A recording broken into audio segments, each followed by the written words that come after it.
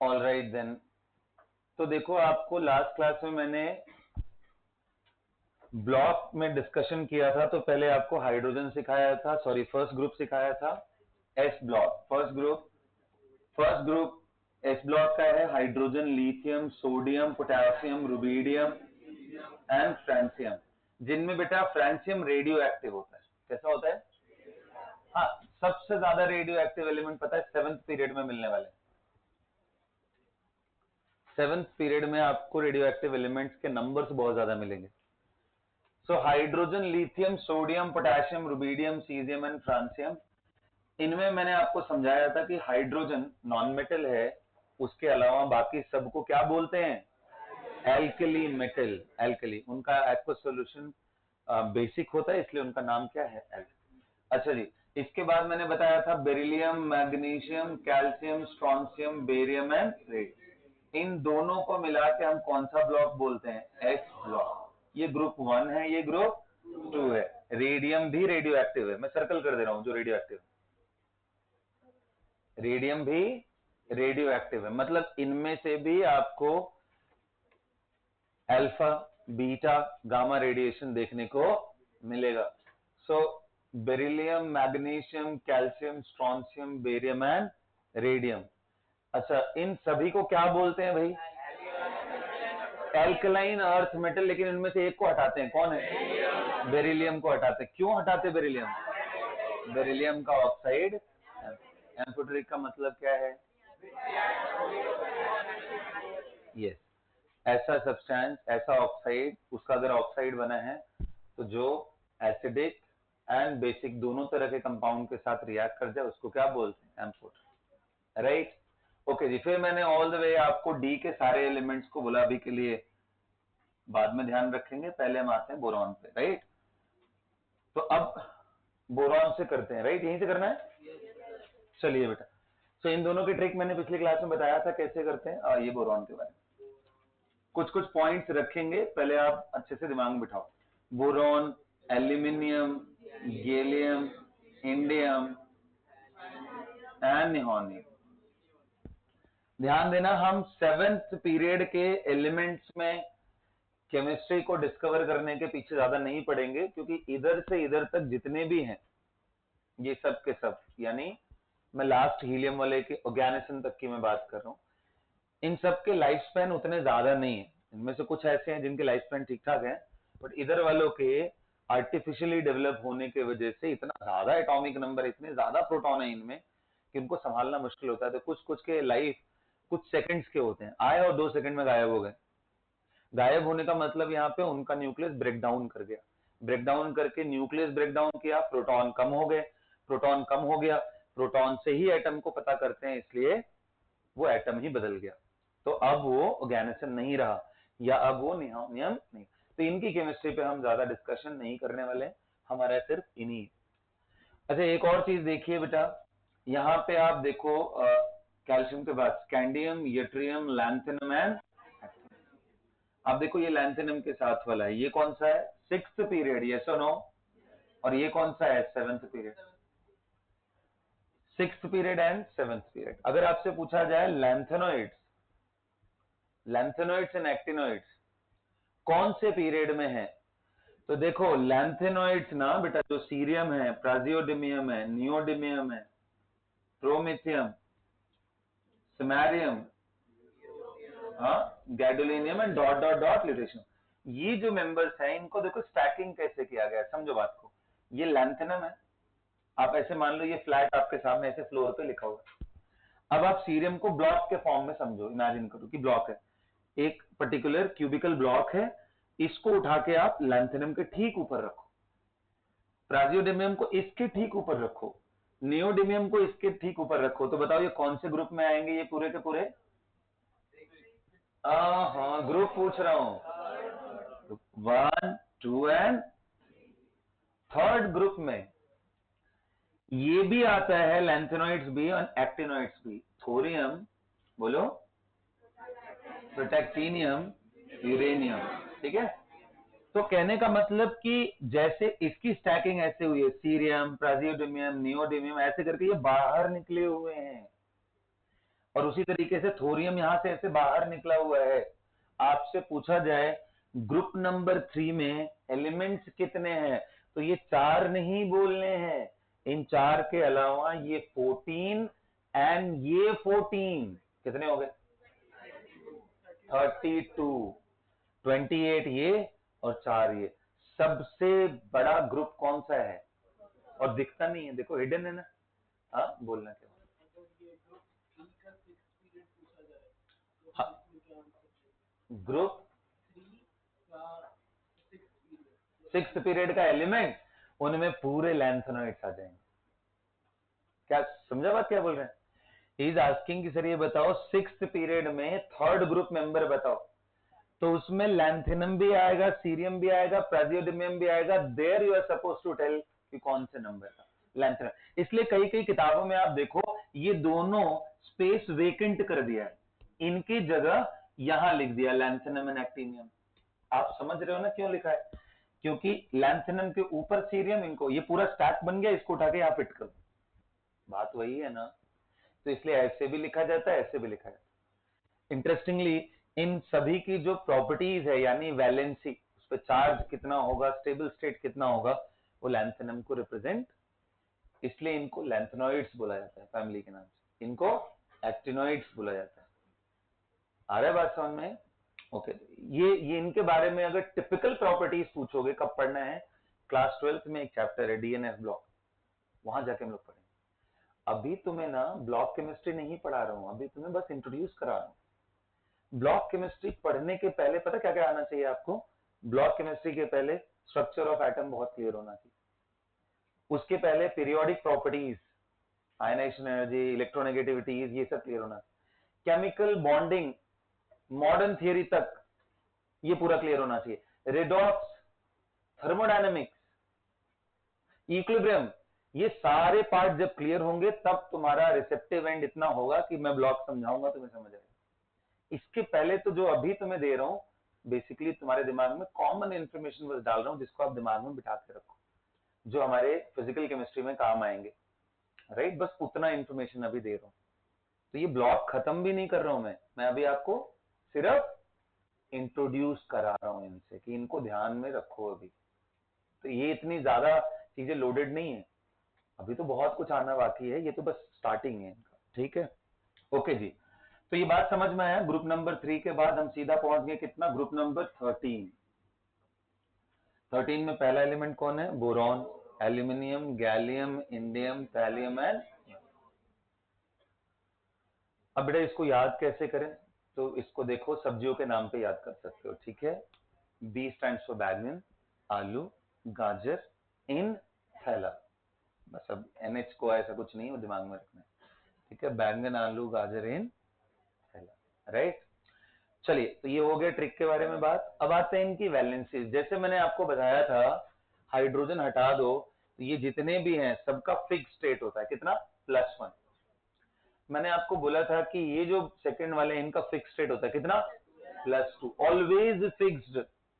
एक बार IIT JEE में ऐसे रैंडमली कई सारे एलिमेंट्स दे दिए और उसमें सिर्फ पूछा था कि इनमें से कितने ऐसे हैं जिनका सिंगल नॉन जीरो स्टेट होता है। नॉन जीरो स्टेट का मतलब, नॉन जीरो मतलब जीरो ऑक्सीडेशन स्टेट को छोड़ करके, जीरो सभी का होता है बेटा, जितने दुनिया में एग्जिस्ट करते हैं ना जीरो सबका होता है। अब वो जीरो सभी का होता है एलिमेंटल स्टेट में, लेकिन जब वो कंपाउंड बनाते हैं तो अगर किसी का वेरिएबल हो सकता है तो वेरिएबल, जैसे आयरन के आपको बताया है कि +2 एंड +3, फेरस एंड फेरिक, ये दोनों होते हैं। तो इनका +1 है, इनका +2, तो इन सबके सिंगल नॉन जीरो स्टेट है बस, इसका सिर्फ +1 और इसका सिर्फ। यहां से कहानी में थोड़ा ट्विस्ट आएगा। बोरॉन फैमिली से इतना सिंपल नहीं कि नंबर बता दिया वहीं से बता दो। इनके जो कॉमन स्टेट होते हैं उनको दिमाग में बिठाओ, इनमें +1 भी मिलता है एंड +3।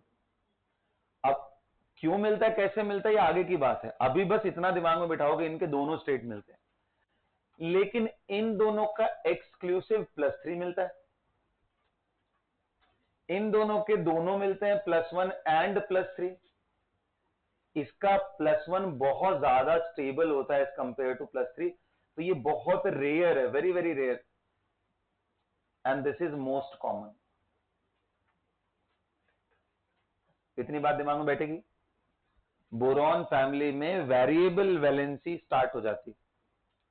इनमें दो कॉमन ऑक्सीडेशन स्टेट है, दो कॉमन चार्जेस हैं जो मिलते हैं, बोरॉन +1 एंड +3, मतलब ये पूरे ग्रुप की मैं बात कर रहा हूं जिनमें बोरॉन एंड एल्यूमिनियम का +3, क्योंकि एल्यूमिनियम कभी नहीं देखोगे +1 में। सो एल्यूमिनियम भी अगर लिस्ट में आ जाए कि सिंगल नॉन जीरो स्टेट रखता है तो बिल्कुल सही आंसर है। Aluminium also possess single non zero state. Is that clear? So boron के बाद एल्यूमिनियम आपने देख लिया, उसके बाद गैलियम इंडियम, इन दोनों का दोनों होता है +1 एंड थैलियम का +1 मच मोर स्टेबल देन। इतना बिठा लो, लिख लो इसके बारे में अच्छे से, लिखो, टेम्पलेट बना के शुरू करो। बोरॉन को छोड़ करके इस बोरॉन फैमिली में सारे एलिमेंट मेटल है। बोरॉन अकेला क्या है, इसको दोनों तरह से देखते हैं, नॉन मेटल भी मेटलॉइड भी, दोनों जगह पे रखा गया है। या अच्छे तरीके से बोलो तो classified as metalloid have predominant non metallic character. Non metallic character मतलब नॉन मेटल के जो ऑक्साइड होते हैं वो क्या होते हैं जनरली एसिडिक, तो बोरॉन का ऑक्साइड होता है एसिडिक। लिखना शुरू करो इसके बारे में। चलो मैं पॉइंट्स बताता जाता हूँ। ये पूरा नोट कर लिया, यहां तक नोट कर लिया, फिर न्यूनियम मैंने बोला ना इसकी केमिस्ट्री, बस तो बात खत्म है, इसलिए तो पहले ही प्रिपेयर किया। थैलियम के लिए हाँ मैं लिखवा रहा हूँ ये सब पॉइंट, आपने ये जनरल पॉइंट्स बस लिख लेना है, मतलब जो ऐसे डिस्प्ले किया है वो लिख लेना है। ट्रिक इन केस अगर आपको स्टेबलाइज करना है वो लिख लेना है, फिर मैं पॉइंट आपको दे रहा हूँ। लिखना शुरू करिए। इन ग्रुप नंबर 13 और boron family except boron all the elements are metals। लिख लो, बिलोंग करने का जरूरत नहीं, all the elements are metals। अच्छा इंटरेस्टिंगली पता है सबसे ज्यादा इलेक्ट्रो पॉजिटिव कौन है, जिसका प्लस बनाने का टेंडेंसी सबसे ज्यादा है, एंड दैट इज एल्यूमिनियम। लिखो, among them aluminium is most electro positive.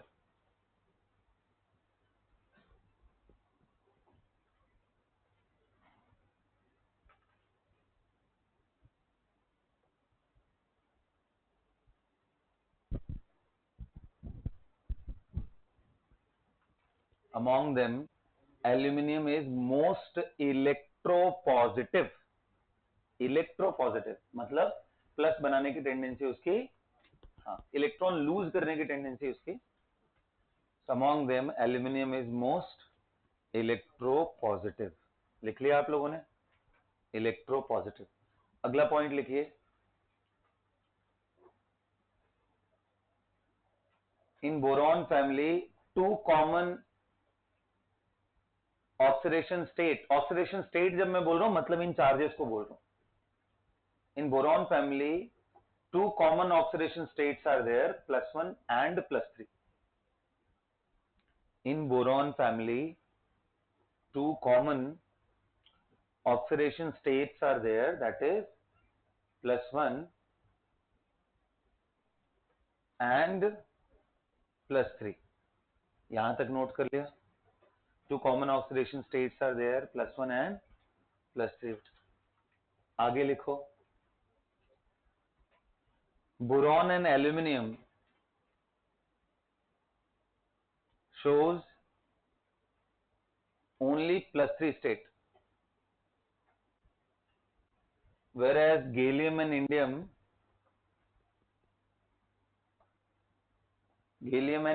can show, what? Exactly, both +1 and +3, both +1 and +3। Is that clear everyone? Okay जी। इसके बाद आते हैं थैलियम को, लिख लो थैलियम। ये बेटा चार्ज, अभी फिलहाल के लिए चार्ज दिमाग में रखो, ठीक है। कई सारे टर्म्स ऐसे हैं जो समझ में बाद में ही आएंगे, तो अभी उसको रिलेट करके दिमाग में बिठा लो, अभी चार्ज ही समझो, ठीक है। Thallium, for thallium, which oxidation state is most stable? Plus. So thallium +1 state is predominantly more stable than +3. More stable कहने का मतलब इसके ज्यादातर कंपाउंड्स +1 स्टेट में मिलेंगे। अब +1 स्टेट के कुछ कंपाउंड बताता हूं, ध्यान देना। एग्जाम्पल समझो। TlCl3 does not exist, but TlCl exist. समझ गया? क्योंकि Cl3 कब बनता? जब थैलियम पे +3 होता। क्या समझ में आ रहा है मेरी बात? आप -1 और इसको ऐसे क्रॉस करते तो बन जाता ना Tl and Cl, और ये TlCl का मतलब इस पे +1 इस पे -1। अरे जैसे सोडियम क्लोराइड होता है वैसे बना रहा है। मतलब ये किसको मिमिक कर रहा है? एल्कली मेटल्स को। अरे +1 स्टेट है ना, किसकी मिमिक्री कर रहे हैं? Alkali metal +1। ओके, तो आप लिख सकते हो in many of its property thallium mimics what? Alkali metals. Yes, thallium mimicry thallium कर रहे हैं। हाँ जी, हाँ जी, ओनली थैलियम, क्योंकि थैलियम ही एक्सक्लूसिव +1 बहुत ज्यादा स्टेबल है। इनमें तो दोनों है ना। In many of its compound, in many of its compound thallium mimics alkali metals। alkali metals लिख लिया बच्चा? आगे बढ़े? ओके। अच्छा, ये पॉइंट नोट किया आप लोगों ने? In this family except boron rest of them are. दिखा दिया सब? अच्छी बात।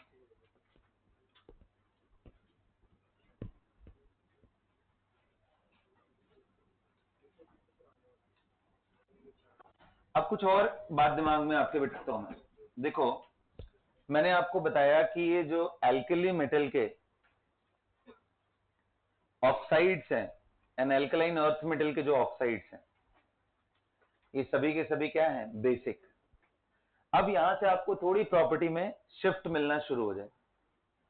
जैसे बोरॉन के बारे में बात किया जाए तो B2O3, क्यों B2O3 बना रहा हूं? क्योंकि बोरॉन मेनली +3 शो करता है। अरे बोलो यार, समझ आ रहा है बात? एल्यूमिनियम को कौन सा है? Al2O3। देखो, B पे +3, O पे -2, ऐसा क्रॉस करा देंगे, क्या बन जाएगा? B2O।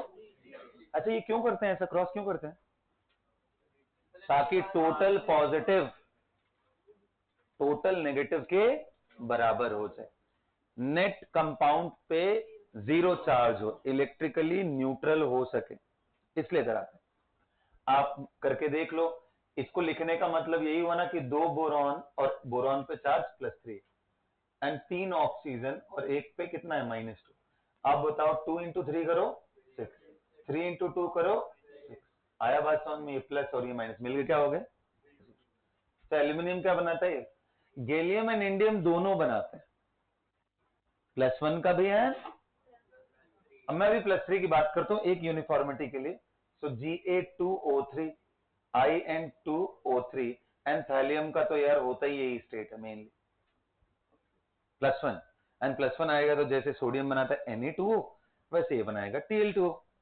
अब इनमें आपको इंटरेस्ट होगा थोड़ा सर कि एसिडिक, बेसिक, एम्फोटरिक बताओ। तो ये जो पहला मेंबर है ना, ये एसिडिक होता है। क्या है? हाँ, acidic. These two,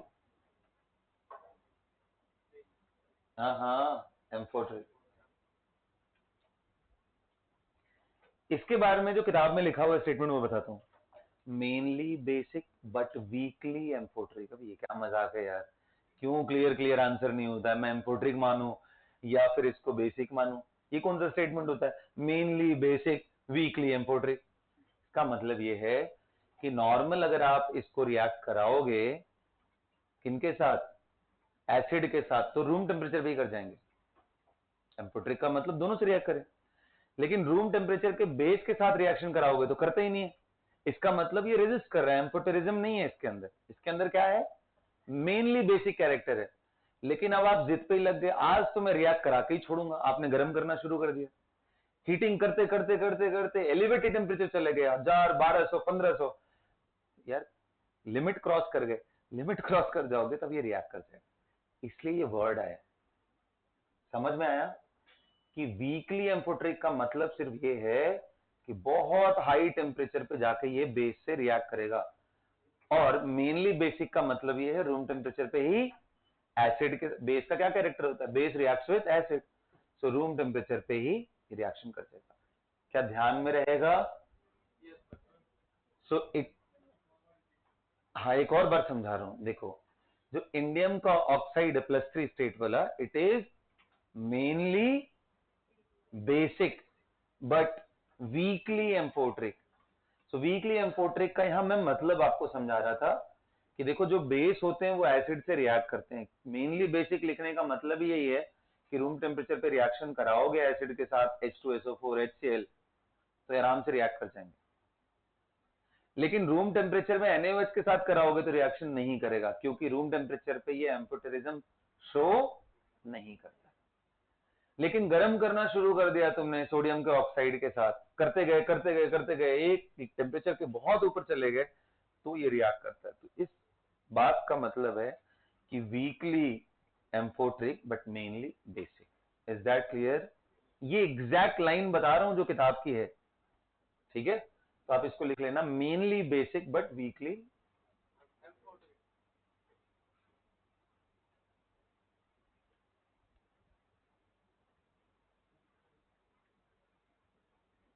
weekly, and this is basic. आप देखो इसके अंदर, इस ग्रुप के अंदर जो ऑक्साइड्स मिले हैं वो आपको सारे मिल गए नहीं? एसिडिक भी मिल गया, बेसिक भी मिल गया, एम्फोटेरिक भी मिल गया।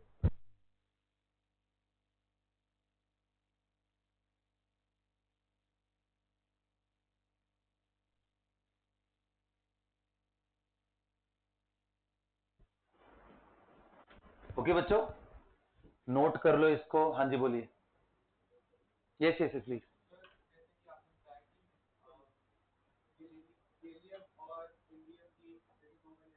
हाँ जी, हाँ तो वो उन दोनों के ऑक्साइड भी जानने हैं। Ga2O एंड In2O ये दोनों बेसिक होते हैं।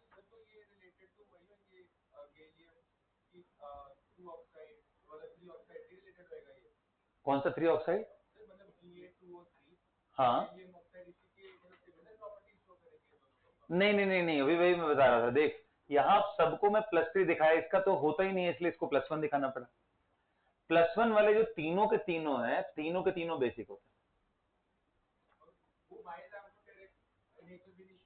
ना ना ना ना, कुछ भी नहीं, तीनों के तीनों प्योरली बेसिक।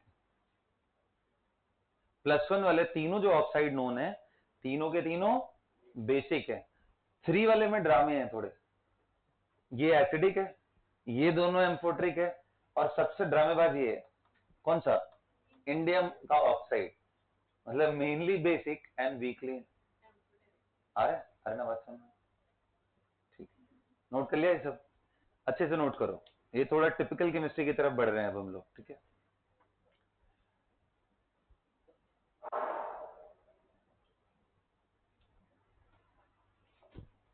अगला आइए, अब कार्बन फैमिली की तरफ बढ़ते हैं। बोलिए बेटा। नियोनियम की बात कर रहे हो? NH, NH की केमिस्ट्री नहीं पढ़नी है, यही तो समझा रहा था अभी।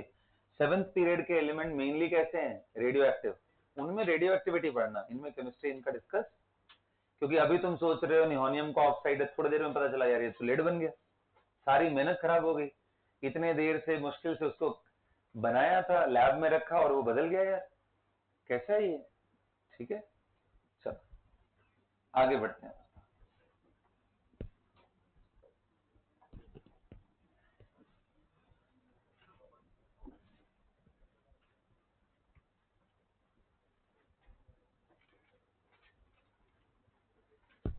अगला ग्रुप नंबर, ये कौन सा था?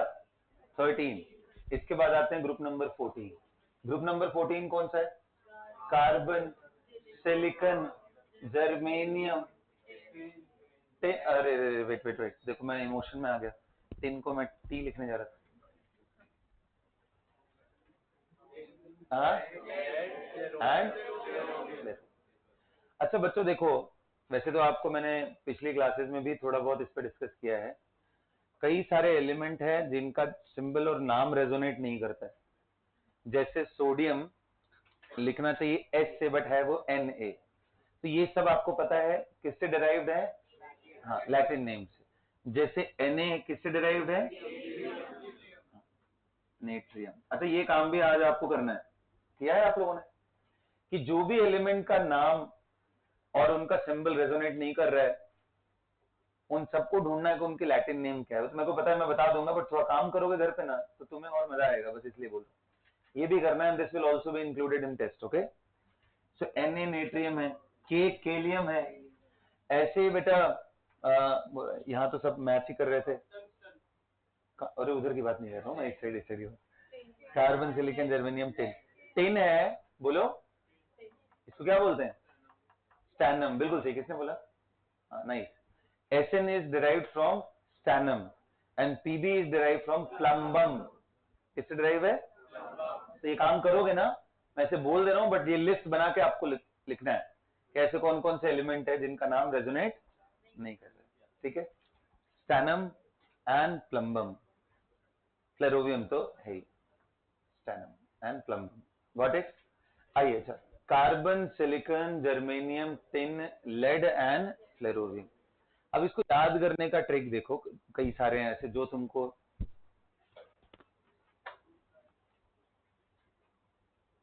ठीक है। तो देखो, थोड़ी बहुत रामायण वगैरह तो सुना ही होगा सबने। आज की जो जनरेशन है वो धीरे धीरे धीरे धीरे वीडियो गेम वाली हो गई है। पबजी ज्यादा याद होगा, राम जी कम पता होंगे।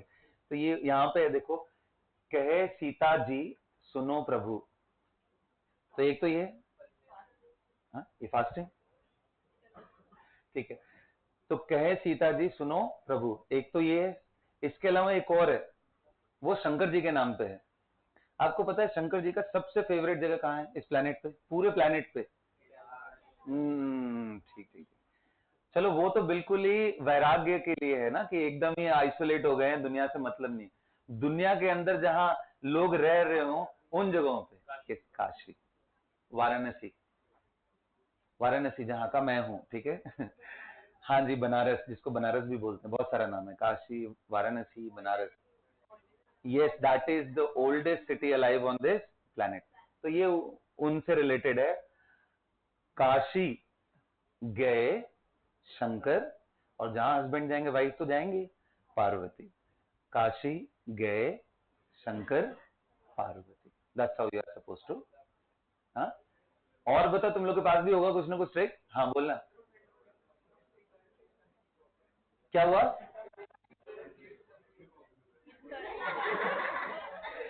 अच्छा हाँ, देखो क्या बताए। अरे तुम मेरे पे बोल रहे हो क्या? केमिस्ट्री सर गिव्स सन की प्रॉब्लम्स। देखो, ठीक है। तो चलो ये सब अपने जगह पे है, बट प्रॉपर्टीज के मामले में अगर मैं आऊं, तो जैसे इनके वैलेंस शेल में कितने इलेक्ट्रॉन थे बेटा? 3 थे, तभी वो 3 तक गया मैक्सिमम। वैसे इनके वैलेंस शेल के बारे में आओगे तो दे हैव 4 इलेक्ट्रॉन। तो इनका हाईएस्ट स्टेट कितना होगा? +4। बिल्कुल सही। हाईएस्ट स्टेट का हम अंदाजा लगा सकते हैं कि इनके पास आउटर मोस्ट शेल में कितने इलेक्ट्रॉन है, उससे आइडिया लगा सकते हैं हाईएस्ट कितना होगा। ठीक है, लोएस्ट के बारे में अलग कहानी है, बट हाईएस्ट कितना होगा। तो कार्बन फैमिली के मेंबर्स आपने लिख लिए, carbon silicon germanium tin lead and flerovium. इनमें कार्बन अकेला ऐसा है जो नॉन मेटल है, silicon and germanium metalloid, and ये बाकी के मेटल्स। सबसे मेन प्रॉपर्टी जो मेटल एंड नॉन मेटल को क्लासिफाई, ऐसे तो बहुत सारे लिस्ट हैं पूरे। मेटल्स के ऑक्साइड बेसिक होते हैं, मेटल के टायन बनाते हैं, लस्टरस होते हैं, ये बहुत सारी कहानियां हैं। लेकिन जो सबसे मेन प्रॉपर्टीज में से एक है वो है कंडक्टिविटी, कि अगर उस मेटल के रॉड को ऐसे बना के इलेक्ट्रिकल सॉकेट में डालेंगे तो हम अगले दिन न्यूज में आ जाएंगे। नहीं समझ में आया तुम्हें? कैसे हो यार तुम लोग, प्रेजेंट ही नहीं हो, फिजिकली प्रेजेंट हो, मेंटली। अरे करंट लग जाएगा और इतना स्ट्रॉन्ग करंट होगा कि बचने का चांस कम है, तो न्यूज में तो आई जाओगे ना फिर। ठीक है, तो ये ध्यान रखना कि मेटल की सबसे इंपॉर्टेंट एंड टिपिकल प्रॉपर्टी होती है कौन सी? Electrical conductivity. तो बहुत डेंजरस होते हैं वैसे, एक दो नॉन मेटल भी, एक दो नहीं बल्कि ग्रेफाइट है, कार्बन का एक एलोट्रॉप, वो भी करता है ये चीज, लेकिन बाकियों में। और क्या प्रॉपर्टी है इसके अलावा?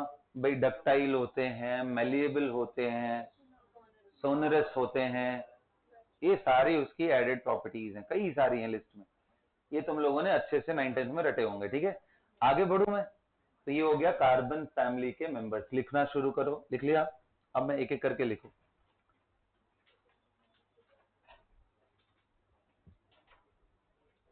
Group 14 elements are known as carbon family. Carbon family. Group 14 elements are known as carbon family. And how many valence electron are there? देखो, yes, 4 valence electron are there. Outermost electron बोलो, और अच्छी बात है। 4 electrons are there in outermost shell.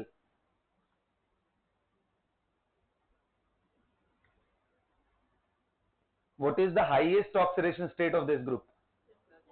लिखो, +4 is the highest oxidation state of this group.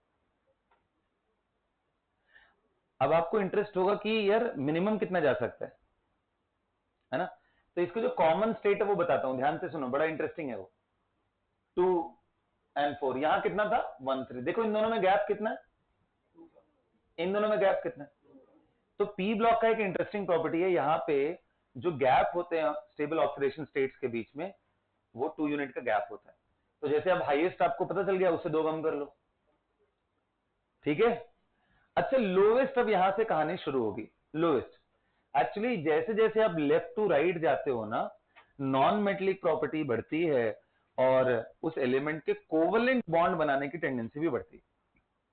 और जब covalent bond बनाने की टेंडेंसी बढ़े तो वहां एक टर्म आता है इलेक्ट्रोनेगेटिविटी। तो लेफ्ट से राइट जाने पे इलेक्ट्रोनेगेटिविटी यानी इलेक्ट्रॉन खींचने की कैपेबिलिटी बढ़ती। तो जब इलेक्ट्रॉन खींचने की कैपेबिलिटी बढ़ती है तो यानी कार्बन जैसे एलिमेंट नेगेटिव स्टेट में भी जा सकते हैं। दूसरे का इलेक्ट्रॉन खींच लिया, नेगेटिव बन गया।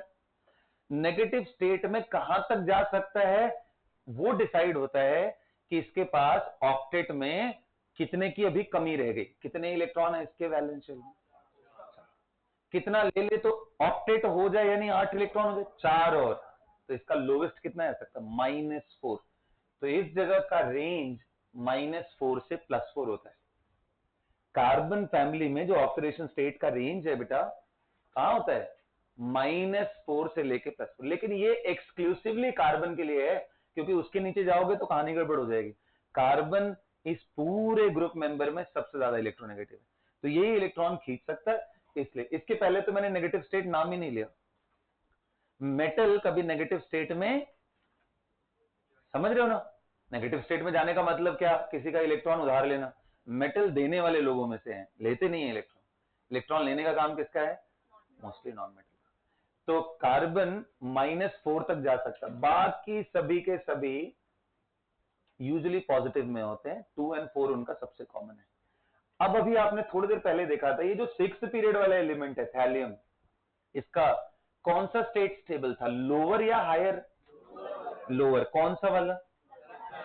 +1। वैसे ही लेड का इन दोनों में, ये दोनों जो पॉजिटिव स्टेट है, नेगेटिव की मैं बात नहीं कर रहा हूं, नेगेटिव सिर्फ कार्बन के लिए बात कर रहा है, इन दोनों में ज्यादा स्टेबल कौन होगा? +2। यस, लेड का +2 ज्यादा स्टेबल होता है एज कंपेयर टू लेड। याद रहेगा? तो इनमें देखो इंटरेस्टिंग, अब आपको एक ऐसा ब्लॉक मिला कार्बन फैमिली से जहां पे मेटल भी है, नॉन मेटल भी है, मेटेलॉइड भी है। जबकि पूरे डी ब्लॉक देख लो, पूरा एस ब्लॉक देख लो, हाइड्रोजन को हटा करके कहीं कोई नॉन मेटल नहीं है। हाइड्रोजन एकमात्र ऐसा है जो नॉन मेटल है इधर वाले साइड में।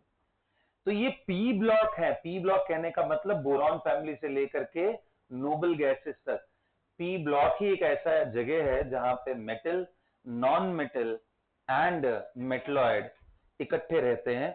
सबसे सेक्युलर जगह है ये, ठीक है, सब इकट्ठे रह रहे हैं, सबके अंदर डिफरेंसेस हैं प्रॉपर्टी में, फिर भी इकट्ठे रह रहे हैं, और सभी को एक फैमिली के नाम से जोड़ दिया गया। कौन सा? Carbon family. तो हमारे लिए बहुत इंपॉर्टेंट है ये सेक्युलरिज्म, राइट, इनको ध्यान रखेंगे। चलिए नोट करना शुरू करिए, एक एक पॉइंट लिखिए इसमें। लिखो, in carbon family, carbon is the only non metal, silicon and germanium,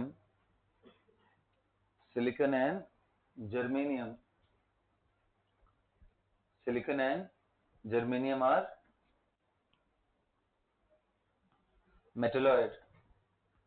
Tin,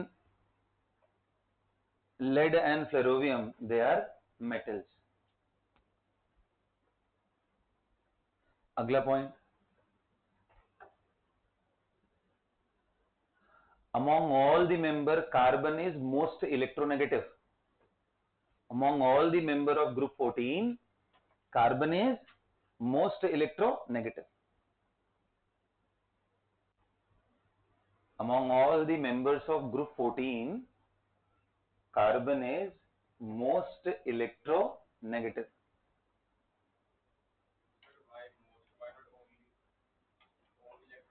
नहीं, इलेक्ट्रोनेगेटिविटी देख, इलेक्ट्रॉन खींचने की टेंडेंसी सभी में होती है थोड़ी बहुत, इसमें सबसे ज्यादा होती है। इलेक्ट्रोनेगेटिविटी जीरो नहीं हो सकती, ये टर्म अभी वेट करो थोड़ा, ठीक है, ये आएंगे आगे। जी बोलिए। हाँ बोलिए।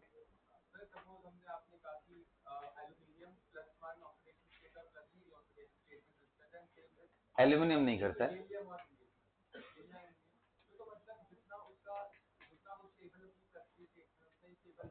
नहीं नहीं ऐसा नहीं होता है। दोनों का मतलब ये बिल्कुल नहीं होता है कि 50-50% वाला चांस नहीं होता है कि दोनों इक्वली स्टेबल है, उसमें थोड़ा कहीं डोमिनेटिंग, थोड़ा कहीं जैसे नीचे आएगा उसमें लोअर स्टेट के चांसेस बढ़ेंगे, जैसे ऊपर रहेगा उसमें हायर स्टेट के चांसेस। कौन सा? कार्बन, हाँ ये लिखवा तो रहा था, तुम ही लोग डिस्टर्ब करो मेरे को। लिखो, among all group 14 members carbon is most electronegative. Carbon is most electronegative. अब इसके बारे में लिखो, that's why carbon can acquire negative charge also. Carbon can acquire negative charge also, and the range of oxidation number for carbon, and the range of oxidation number for carbon is from -4 to +4 बेटा। कहां से कहां तक है? -4 to +4, negative भी जा सकता है एंड पॉजिटिव। एंड +4 कैसे डिसाइड हो रहा है? आउटर मोस्ट में कितने हैं? 4, चारों निकल गए तो कैसा हो? देख बेटा, इलेक्ट्रॉन लेने से नेगेटिव डेवलप होता है, देने से, तो चारों के चारों निकल गए तो +4, और 4 ले लिया, और 4 ही क्यों ले रहा है, 8 क्यों नहीं ले रहा है? ऑक्टेट को ध्यान में रख करके हम सोचेंगे कितना ले सकता है, 4 है तो 4 पर ले सकता है। इतनी बात दिमाग में बैठी रहेगी। And the range for this is from -4 to +4. That's how you are supposed to write.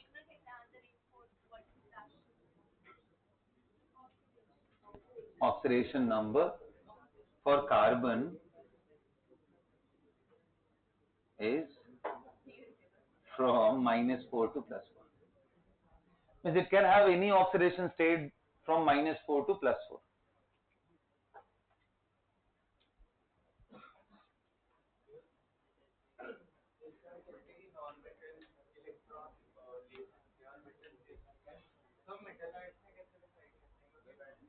इसलिए तो देखो वो बीच की प्रॉपर्टी रखता है, दोनों टेंडेंसी होती है उसमें। हाँ, अभी हमारा डिस्कशन इस पे चल रहा था कि भाई, बट इनमें भी मोस्टली समझ लो कि जो जिसके नजदीक है उनमें वैसी प्रॉपर्टी आती है। Metals, non metal and metal में सिर्फ इलेक्ट्रॉन देने लेने का ही बात नहीं होता है, स्टेट का ही बात नहीं होता है। जैसे कार्बन का ऑक्साइड एसिडिक होता है ना, कार्बन से सटा हुआ मेटलॉइड कौन सा है? सिलिकॉन। और इससे सटा हुआ कौन सा? तो कार्बन का CO2 is acidic, SiO2 is also acidic. But जैसे जैसे नीचे जाओगे एम्फोटेरिज्म एंड बेसिक नेचर बढ़ना शुरू हो जाएगा, ठीक है। तो यहां तक बात समझ में आया? अब आपको दिखाता हूं मैं एक बड़ा इंटरेस्टिंग सा बात यहाँ इन दोनों का। अच्छा, ऑक्सीडेशन स्टेट के बारे में भी और लिखवाना था पॉइंट, प्लीज नोट इट। लिखो +2 एंड +4। देखो जो डाउट आपके अभी नहीं मान लो मैं ले पाया किसी रीजन से, तो उसको आप नोट करके पीछे लिख लेना, क्लास खत्म होने के बाद टाइम मिलता है ना, उसमें आप पूछ लिया करो, ठीक है। तो yes, +2 and +4 are the most common positive state of group 14. +2 and +4 are the most common positive states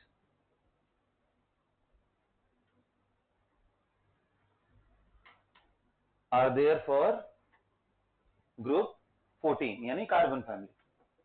got it ना। उनमें +2 की स्टेबिलिटी सबसे ज्यादा किसकी होगी? सिमिलैरिटी ध्यान रखना, थैलियम में लोवेस्ट था, यहां पे भी लोवेस्ट ही स्टेबल है, कौन सा? +2। लिखो, नोट करके लिखो, just like thallium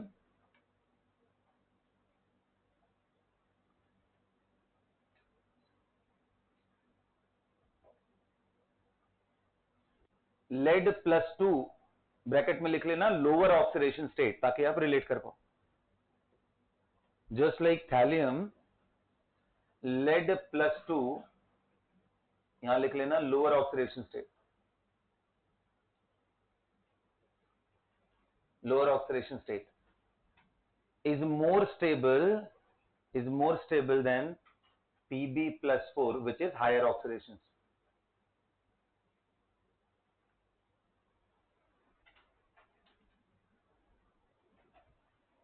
PbO is more stable than PbO2, isn't it? PbO मतलब +2 वाला ऑक्साइड, PbO2 मतलब +4 वाला oxide. So this is much more stable. So I can ask the question based on these oxidation state. You tell me PbCl2 is more stable or PbCl4 is more stable? तो आपको ध्यान रखना है, मैं negative ion कुछ भी बदल सकता हूं। PbSO4 is more stable or PbSO4 whole twice is more stable. So +2 is more stable than +4। जैसे यहां पे था थैलियम +1 ज्यादा स्टेबल था एंड थैलियम +3 कम स्टेबल था, तो वहां पे भी कभी क्लोराइड लगाऊंगा, कभी ब्रोमाइड लगाऊंगा, कभी आयोडाइड लगाऊंगा, बदलूंगा, लेकिन कहानी वही रहने वाली है। वो बात आपको दिमाग में बिठाते रखना। आ गया बात समझ में? अब आइए बात करते हैं ऑक्साइड्स की। तो इनमें सीधा सीधा दिमाग में रख लो कि यार इस ग्रुप में बेसिक ऑक्साइड मिलने का चांस ना के बराबर बल्कि खत्म ही है जी। मेटल का भी ऑक्साइड यहां बेसिक नहीं होता है। अरे मेटल बेरिलियम भी तो था, बेरिलियम का ऑक्साइड भी तो कैसा था? एम्फोट्रिक। तो यहां पे आपको टिन एंड लेड, ये जो दोनों मेटल थे, इनके दो ऑक्साइड है, SNO SNO2, PbO PbO2। अरे बोलो ना बेटा, +2 एंड +4 दो स्टेट था ना, 2 एंड 4।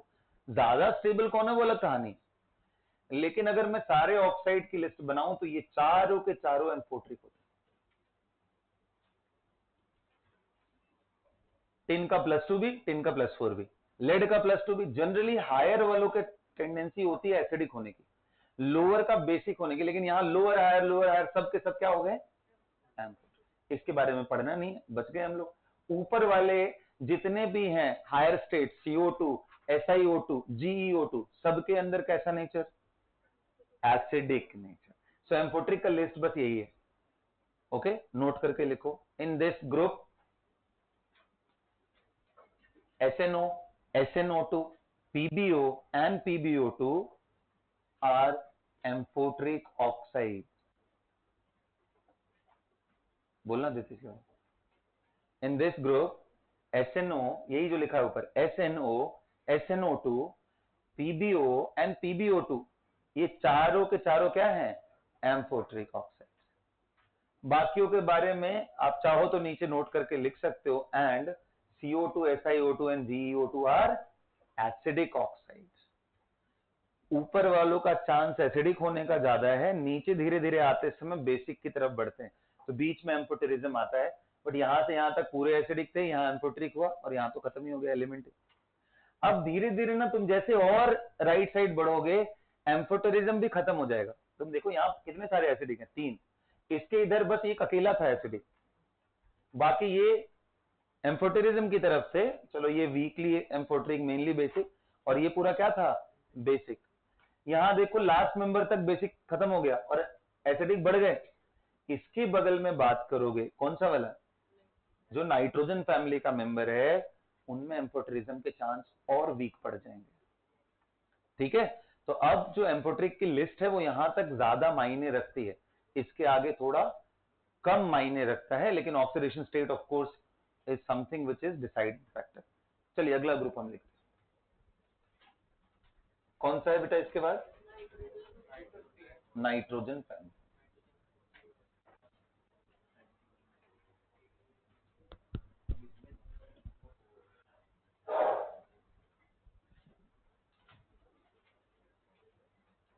नाइट्रोजन, बताइए पहला नाइट्रोजन, फिर phosphorus, arsenic, antimony, bismuth,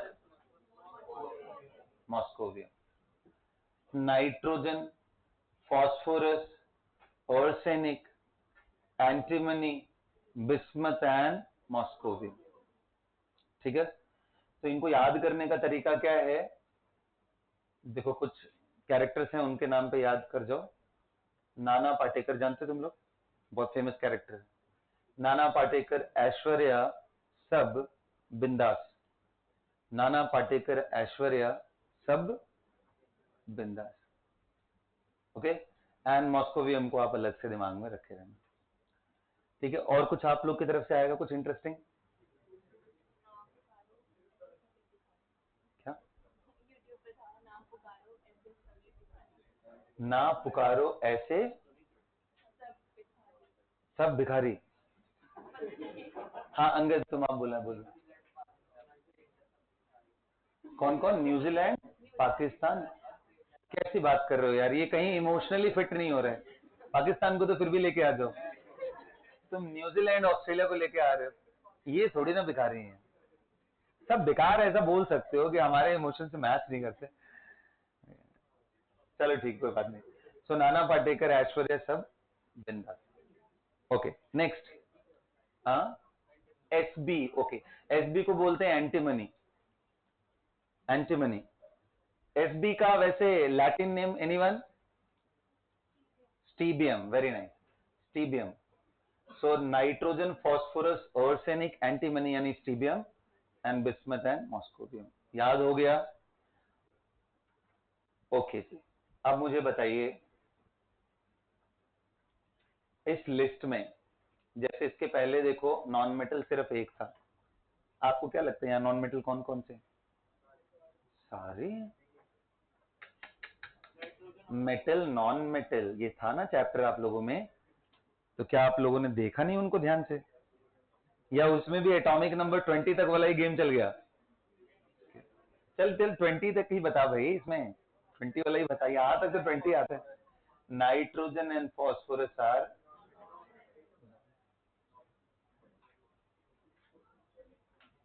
bismuth is a typical metal, और ये दोनों क्या होते हैं, लिखो, इन नाइट्रोजन फैमिली और group number 15, nitrogen and phosphorus are typical non-metals, are non-metals.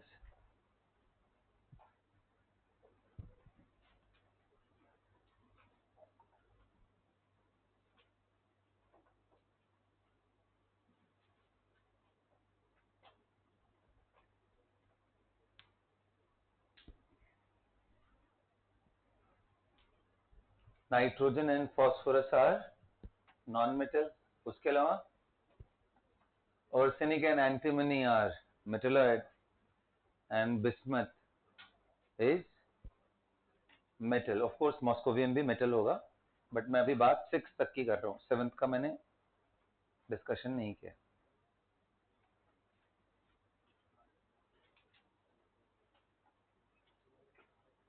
आगे बात समझ में, इनका हाईएस्ट स्टेट कितना होगा, अरे सुनो सुनो ध्यान से, इसके आउटर मोस्ट शेल में कितने हैं 3, कार्बन वाले में कितने थे 4, इसमें कितने होंगे? अरे जितना ग्रुप नंबर है ना उसमें से 10 हटा दो, वही उनका आउटर मोस्ट पता चलता है। इसका ग्रुप नंबर कितना था मोटू? 15, तो 15 माइनस कितना बचा? वही उनका। और थोड़ा बहुत बचपन में तो किया ही होगा ना यार, 2 8 समथिंग वाला कहानी। तो ये बताओ नाइट्रोजन में कितने इलेक्ट्रॉन होते हैं? एटॉमिक नंबर कितना है नाइट्रोजन का? 7। तो पहली कक्षा में कितने electron, I mean first orbit में कितने हैं? 2 है। उसके बाहर वाले में कितने बचे? 8 की कैपेसिटी है, 5 हुए। ये सब गलत बता रहा हूं, गलत मतलब कि ये तरीका गलत है, बट अभी इलेक्ट्रॉन वाइज चलेगा, वर्क करेगा। So 1 2 3 4 and 5। So how many electron do we have? 5। सबसे बाहर वाली जो इनकी शेल है उसमें कितने हैं? 5। तो इसका हाईएस्ट स्टेट कितना होगा पूरे ग्रुप का? +5। चलो अब मुझे बताओ, तुम खड़े हो जाओ, 5 के अलावा पॉजिटिव स्टेट बताओ कौन कौन से होते हैं? गेस करो, अब देखो कुछ तो पैटर्न दिमाग में जा रहा होगा ना। 5 हुआ, अब कौन सा लिखो इसके? +3। गुड। 3 क्यों बोला, 4 क्यों नहीं? एग्जैक्टली, पैटर्न को फॉलो किया। वेरी गुड, बैठ जाओ, good. Is present mentally and physically here only. Okay, 5 के बाद 3, ये इसके दो सबसे कॉमन पॉजिटिव स्टेट्स हैं। और नेगेटिव की बात करें तो ये दोनों टिपिकली, ये दोनों ही क्यों, यहां तक भी आओगे तो -3 तक जा सकते। -3 कैसे डिसाइड कर रहा हूं? इनके आउटर मोस्ट में कितने हैं? 5। ऑक्टेट कंप्लीट करने के लिए कितने चाहिए? 3 लेगा तो कैसा चार्ज? कितना माइनस? जितना लिया। कितना लिया? 3। तो 3 माइनस डेवलप होगा। तो इनका रेंज कितना होगा नाइट्रोजन फैमिली का? -3 टू प्लस। पॉजिटिव स्टेट कौन कौन से सबसे कॉमन है? 3 एंड 5। 3 एंड, चलो अब एक और सवाल।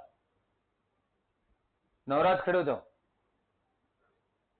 बिस्मथ का तुम्हें कौन सा स्टेट ज्यादा स्टेबल लग रहा है? +3। गुड। यहां पे भी लोअर स्टेट 3 एंड 5 में कौन सा? तो bismuth +3 will be more stable then bismuth +5। बहुत स्मार्ट हो गए तुम लोग, बैठ जाओ, लिखो, लिखना शुरू करो। क्या क्या लिखवा दिया मैंने? फॉस्फोरस, नॉन मेटल्स एंड बाकी दोनों मेटलॉइड है, एंड बिस्मथ मेटल है। लिखो range of oxidation number, range of oxidation number.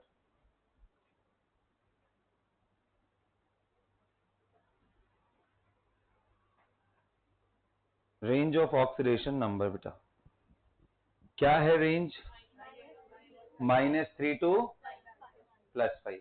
लिखो -3 टू +5। उसके नीचे लिखो, हाँ, सबका मतलब कि जो नॉन मेटलिक कैरेक्टर रखते हैं टू सम एक्सटेंट आर्सेनिक वगैरह तक लेके जा सकते हो, ये दोनों में माइनस में नहीं जाएंगे। ठीक है, ये इलेक्ट्रोनेगेटिविटी इसका बात है बेसिकली। अब वो अभी आप पढ़े नहीं हो तो इसलिए मैं अभी बोलना भी नहीं चाहता, तो अभी तो ऐसे दिमाग में रखो। सो नाइट्रोजन, फॉस्फोरस, आर्सेनिक ये ऐसे हैं जो -3 तक जा सकते हैं। इन दोनों का टिपिकली पॉजिटिव नहीं होता है। उसके नीचे लिखो common positive states +3 and +5, +3 and +5, +3 and +5। लिख लिया बच्चों? Common oxidation state +3 and +5। यहां तक नोट हो गया? अगला लिखिए, bismuth +3 state is more stable as compared to bismuth what? +5 state. Bismuth +3 state is more stable as compared to bismuth +5 state.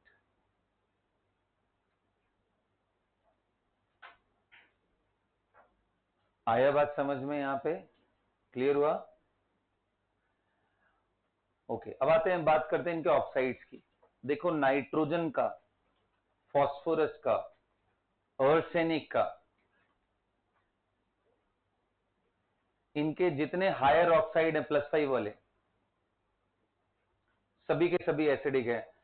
सिर्फ बिस्मथ एक अकेला ऐसा है जिसका ऑटोमेटिकली लोअर स्टेट ही मोर स्टेबल है, बिस्मथ का प्लस कौन सा? 3।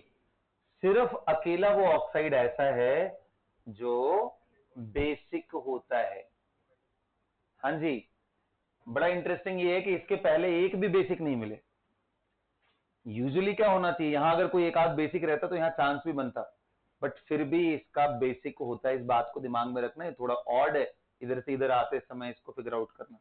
नोट करके लिखो, among all the oxides of nitrogen family members, only Bi2O3 bismuth oxide, वो भी कौन सा, प्लस सिल्वर, सॉरी यहाँ 3, Bi2O3 is basic.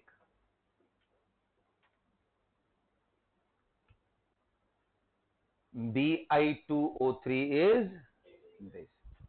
अब धीरे धीरे अंडरस्टूड है कि ऊपर वाले नाइट्रोजन, फास्फोरस, ये सब जो भी है +3 के स्टेट के हों या 5 के, 3 5 दोनों ही क्या होते हैं इनके एसिडिक।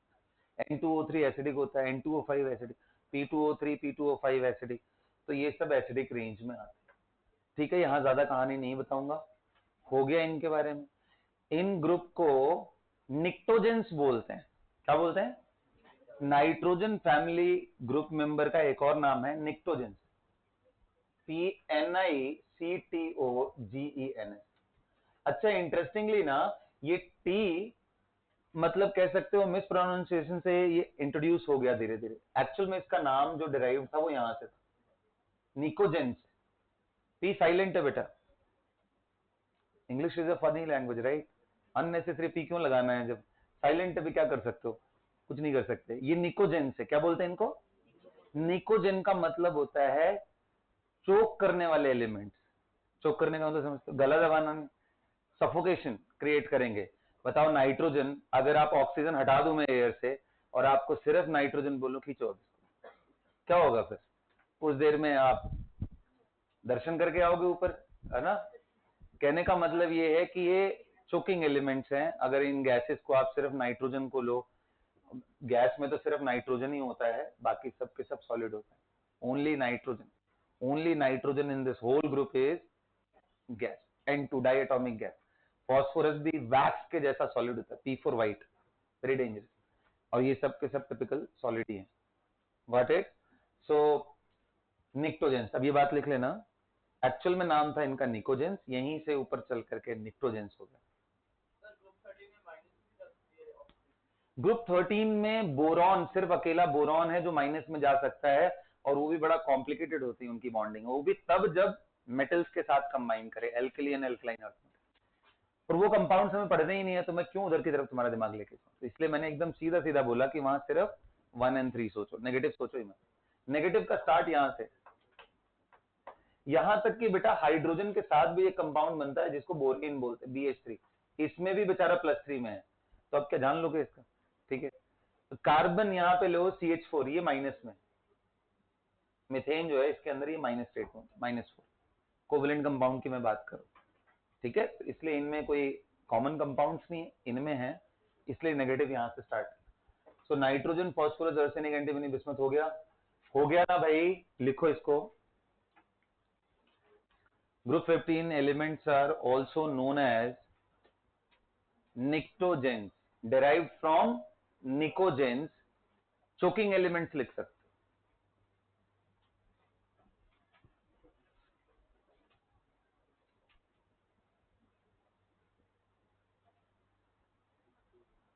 आ रहे बात समझ में?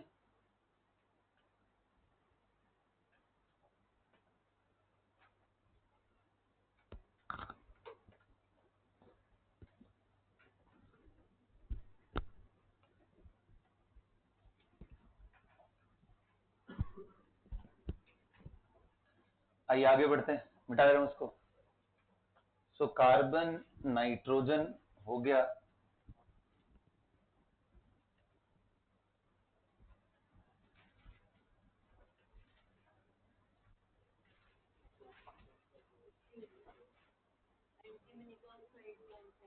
एंटीमनी के ऑक्साइड दोनों होंगे, 3 और 5 दोनों होंगे। Nature higher oxide will be basic, sorry acidic in nature.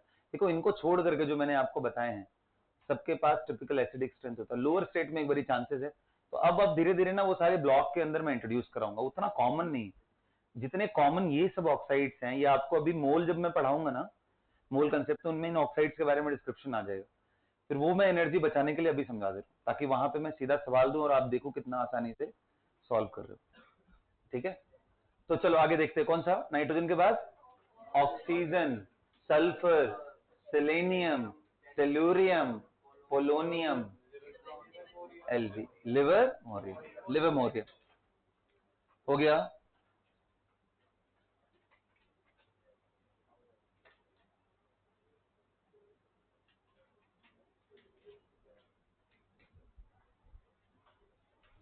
चलो भाई इसका बताओ तुम लोग।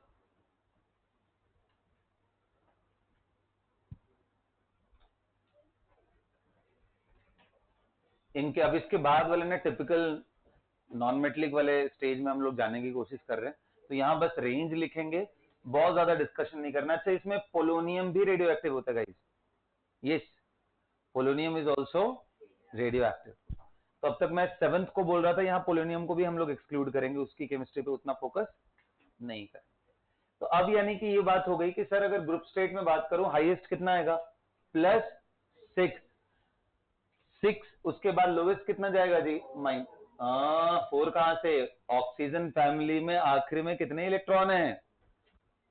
अरे बाबा, ऑक्सीजन में कितने इलेक्ट्रॉन होते हैं? 8, तो 2 पहले में रख दिया, तो आखिरी में कितना बचा? तो कितना ले सकता है? 2 ना, तो इसलिए -2 होगा, -4 मत बोलो, -2 to +6, इनका रेंज क्या है? -2 to +।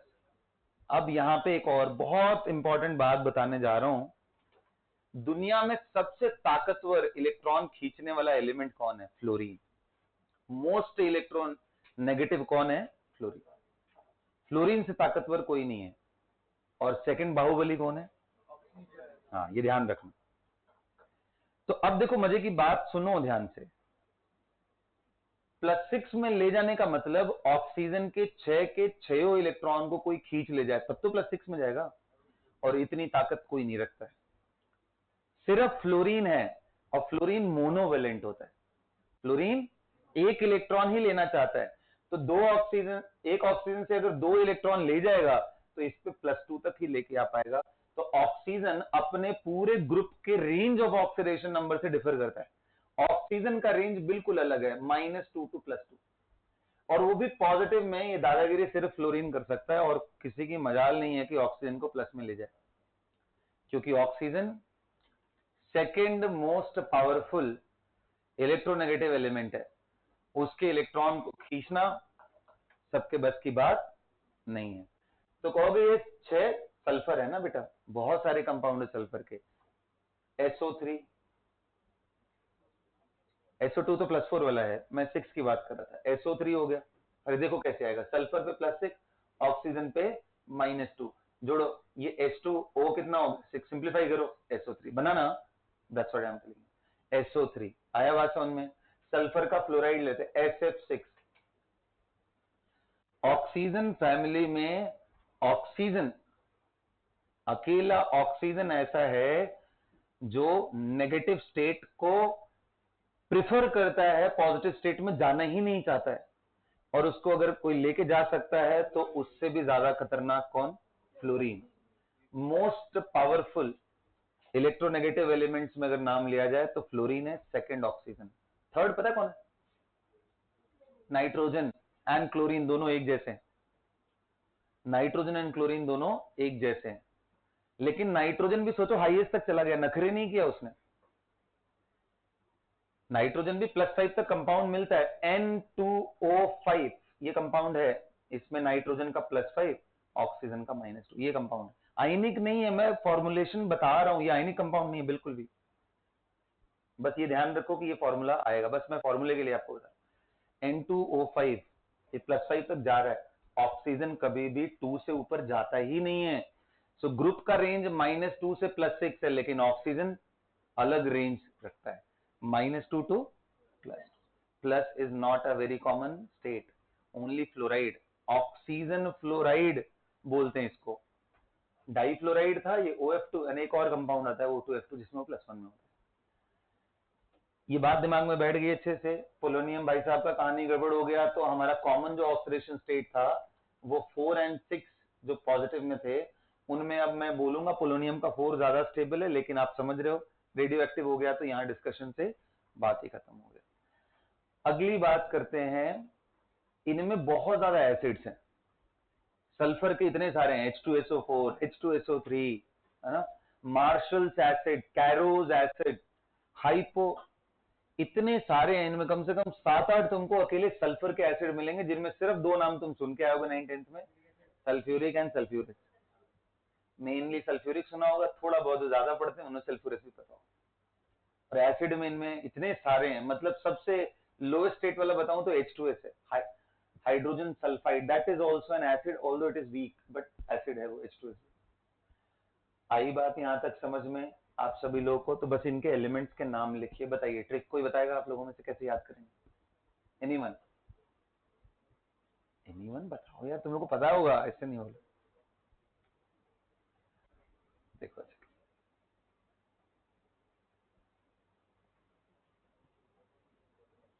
हाँ हाँ, बताओ बताओ। ओल्ड स्टाइल सिटी को और हाँ ठीक, अच्छा यहाँ से करना। देखो भाई, हाँ बोल। ठीक है, देखो ऐसे भी याद कर सकते हो, ऑक्सीजन ने सल्फर को सीटी मारी, पो, ऑक्सीजन ने सल्फर को SET एंड वो तो मतलब फिक्स करने के लिए फिलर्स के फॉर्म में है, एंड PO से पोलोनियम हमारा, जिसको पो बोल रहे हैं। या फिर दूसरा एक और भी बताया बच्चों ने, उससे टीपो, OSSE, उससे टीपो का मतलब समझते हो ना, नकल करना, जो अलाउड नहीं है यहाँ बिल्कुल भी। हाँ, टेपो कर लो, टीपो कर लो, जैसी मर्जी तुम लोग, उससे टिपो, ऐसे करके याद। इसके बाद वाला भी बड़ा इंटरेस्टिंग सा है। चलिए, तो ये नोट कर लिया आप लोगों ने, लिखना शुरू करो। ऑक्सीजन फैमिली के अंदर लिखो, the range of oxidation state is from -2 to, हाँ रेंज लिखो, from -6 to, sorry -2 to +6, range is from -2 to +6। अच्छा, माइनस कौन शो करेगा? ऑफ कोर्स ऑक्सीजन, सल्फर, यहां तक पहुंच जाओगे, कोई दिक्कत नहीं, ठीक है। -2 तो ऑक्सीजन भी जाएगा ना, H2O, +6 नहीं जाएगा, ये लिखा ना, फिर वहीं पे लिख लेना, but yes, oxygen have range from -2 to +2, from -2 to +2, वो +6 तक नहीं जाता है, -2 टू +2, यहां तक लिख लिया आप लोगों ने, फ्रॉम -2 टू +2, यहां तक याद हो गया बेटा? ओके, ऐसा क्यों है?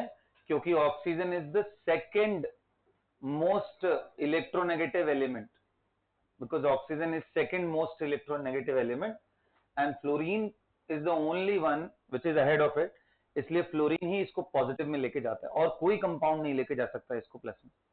और फ्लोरीन क्योंकि मोनोवेलेंट है, इसलिए वो 2 ही इलेक्ट्रॉन ले पाएगा, 2 फ्लोरीन लगाओगे 2 ही इलेक्ट्रॉन ले पाएगा, 6 फ्लोरीन नहीं लग सकता ऑक्सीजन के चारों तरफ। जितने सेकेंड पीरियड एलिमेंट है ना, ये 8 के बियॉन्ड जा ही नहीं सकते इलेक्ट्रॉन लेकर के, इनकी लिमिटेशन होती, नीचे वालों के साथ ऐसा कोई लिमिटेशन नहीं है। सेकेंड पीरियड एलिमेंट समझ रहे हो ना, बोरॉन, नाइट्रोजन, ऑक्सीजन, ये सब उसी में आते हैं, कार्बन। यहां तक हो गया। अब इनमें बहुत ज्यादा डिस्कशन करना नहीं है बेटा, SO3, SO2 दोनों ही एसिडिक है, इनमें एम्फोटेरिज्म का भी डिस्कशन नहीं करना है, बात यहीं पे खत्म हो गई, एम्फोटेरिज्म अब बीती बातें हो गई। अब और आगे बढ़ते हैं, और आगे बढ़ते हैं, and that is the last 2। देखिए यहां फ्लोरीन, क्लोरीन, ब्रोमीन, बोलो, आयोडीन, एस्टेडाइन एंड टेनेसीन। अच्छा, एक चीज ध्यान रखना, मैंने नाइट्रोजन फैमिली को बोला था निक्टोजेंस, मैंने नहीं बोला था, मतलब उसको ऐसा बोला है, निक्टोजेंस या निकोजेंस। ऑक्सीजन फैमिली को कैल्कोजेंस बोलते, क्या बोलते हैं? कैल्कोजेंस का मतलब होता है ओर फॉर्मिंग। आप देखो मोस्ट ऑफ द ओर्स जो टिपिकली नेचर में होते हैं वो ऑक्साइड, सल्फाइड, सल्फेट वगैरह, इन सब में देखो sulphur oxygen, oxygen and sulphur ऐसे करके है ना सब। तो सबसे ज्यादा ores oxide and sulphide, sulphate, ये सब के मिलते हैं, इसलिए इनको ओर फॉर्मिंग एलिमेंट्स कैल्कोजेंस बोलते हैं। कैल्कोजेंस, कैल्कोजेंस, गॉट इट। इनको बोलते हैं हेलोजेंस। हेलोजेंस का मतलब क्या है? Salt forming elements. Halogens is derived from, again वही ग्रीक लैटिन वो सब लैंग्वेजेस है, वहीं से डिराइव्ड है। सॉल्ट फॉर्मिंग हेलोजेंस, हेलो का मतलब है सॉल्ट से लेना देना, so halogens mean salt forming, chalcogens means ore forming, याद रहेगा। अच्छा, इनका रेंज कितना होगा? -1 to +7। आ रहा है बात समझ में? ये +7 कैसे डिसाइड कर रहा हूं? क्योंकि ग्रुप नंबर कितना है? 17। 17 में 10 निकालो, कितना आया? 7। अच्छा, वैसे अकेला फ्लोरीन से ले लो, फ्लोरीन का एटॉमिक नंबर 9, पहले में कितने? 2 इलेक्ट्रॉन, बाकी बचे हुए 7। समझ में आया? तो जैसे इनके पास 7 होते हैं वैसे सभी के पास 7। लेकिन फ्लोरीन दुनिया का सबसे ताकतवर इलेक्ट्रॉन खींचने वाला स्पीसीज है, किसी को नहीं देता इलेक्ट्रॉन ये। तो क्या फ्लोरीन को आप पॉजिटिव में ले जा सकते हो? कभी क्राइम है कभी अगर फ्लोरीन पे प्लस डाल दिया तो फ्लोरीन का ओनली एंड ओनली -1 एंड 0 होता है। 0 एलिमेंट में सभी का होता है, नॉन जीरो -1 अकेला स्टेट शो करता है। क्लोरीन बेचारा -1 to +7, ब्रोमीन -1 to +7, आयोडीन -1, और एस्टेटाइन एंड ये सब रेडियो एक्टिव है, तो इनका बात ही नहीं करना। मतलब इसको छोड़ दो भाई साहब, बाकी सभी के कितना है? -1 to +7 शो करते हैं। और इस ग्रुप में जितने भी हैं रेडियो एक्टिव वगैरह, इन सबको छोड़ दे रहा हूं, सब के सब टिपिकल नॉन मेटल है। फ्लोरीन, क्लोरीन, ब्रोमीन, आयोडीन, इनमें से कोई भी मेटल, सारे के सारे नॉन मेटल्स हैं। और एक से बढ़ के एक खतरनाक है, ये पूरा ग्रुप ही खतरनाक है, तबाही मचाने वालों में से एक। इलेक्ट्रोनेगेटिविटी सबसे ज्यादा फ्लोरीन की है, लेकिन क्लोरीन की भी कम नहीं है, ठीक ठाक है। अच्छा, यहां तक हो गया सभी को। इनमें ज्यादा ऑक्साइड और ये सब का डिस्कशन नहीं करना है। Now coming to the last one, एसिटाइन। हाँ, इसके बाद आओ बात करते हैं किसकी, बोलिए। हाँ, अच्छा, इसको कैसे याद करोगे? इसको याद करो, face CBI at terrace. Okay, face CBI at home basically बना था, उसको चेंज कर दिया हम लोगों ने, फेस CBI एट टेरिस। कुछ भी गलत काम करोगे, CBI पता है ना, सेंट्रल ब्यूरो, तो face CBI at terrace. Okay, हाँ जी, यहां पे बात करते हैं हीलियम, लास्ट वाला ग्रुप की बात करते हैं। और ये सबसे कम अगर दुनिया में कोई रिएक्टिव है तो ये पूरा ग्रुप मेंबर है, helium, neon, argon, krypton, xenon, radon और गैनिसन। और इनको याद करने का तरीका बड़ा आसान है, क्योंकि इनमें ना ऑक्सीडेशन स्टेट डिस्कस करना है ना कुछ, ये सभी के सभी गैस हैं, सभी के सभी, याद रहेगा ना, सारे के सारे गैस होते हैं और सारे के सारे नॉन मेटल्स में आते हैं। और इनमें जेनॉन के कंपाउंड्स काफी सारे बनाए गए हैं, जेनॉन के फ्लोराइड्स, ऑक्साइड। बाकी हीलियम, नियॉन, आर्गन, इनके कोई कंपाउंड नहीं मिलते हैं, इसलिए इनको इनर्ट गैस पहले बोलते थे, बाद में नाम बदल के नोबल बता दिया गया कि जल्दी रिएक्ट नहीं करते, रिएक्शन तो करेंगे, जल्दी नहीं करेंगे। तो इनको याद करने का तरीका क्या है? हे नानी आराम कर, जिंदा रहेगी। काफी ओल्ड एज में उनको आप एडवाइस कर रहे हो, ज्यादा ज्यादा इधर उधर टहलो मत। हे नानी आराम कर, जिंदा रहेगी। ठीक है बच्चों, तो with this everyone we are done for today's class. And आज का क्लास बहुत इंपॉर्टेंट है, considering the discussion of oxidation numbers. आपको मैंने amphoteric, lower state, higher state बहुत कुछ समझाया है, तो थोड़ा ध्यान से संभल करके, और यहां तक की सारी चीजें मैं टेस्ट में, ग्रेट,